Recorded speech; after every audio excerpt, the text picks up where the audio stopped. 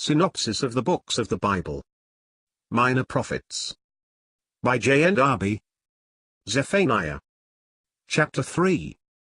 The remnant exhorted to wait on Jehovah till he rises up in judgment. Amid this judgment of the nation, Jerusalem holds the chief place. In Zephaniah 3, the Spirit of God, while laying open the iniquity which occasioned it, turns towards the remnant, and exhorts them to wait upon Jehovah, since all hope was gone. He enlightens them with respect to his dealings and reveals to them in what manner these will result in blessing to Israel. God had been in the midst of the holy city, now polluted, but she would not draw near to him nor obey him. Her princes were the violent of the earth, her judges were rapacious, her prophets vain and treacherous, her priests polluted the sanctuary.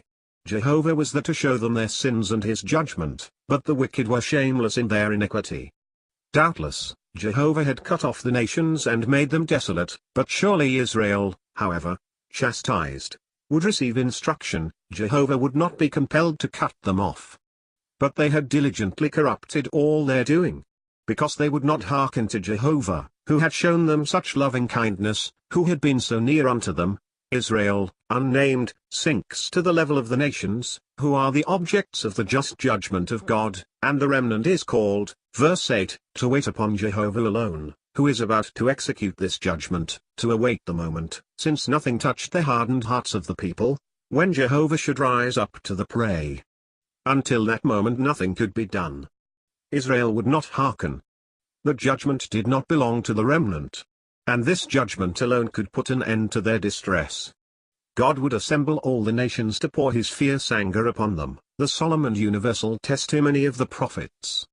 But then would he turn to them, see note, a pure language, that they should call upon the name of Jehovah to serve him with one consent. He would also gather together all the dispersed of Israel from the most distant lands. Note. This is a very clear testimony when it is that the nations of the earth learn righteousness. End of note. Israel gathered together for blessing, a song of praise indited and taught to Zion.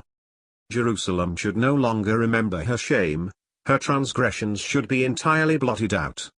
The proud should be taken away from among her, a humble and despised people should be in the midst of her, whose refuge should be Jehovah alone. The little remnant should do no iniquity, neither should they speak lies.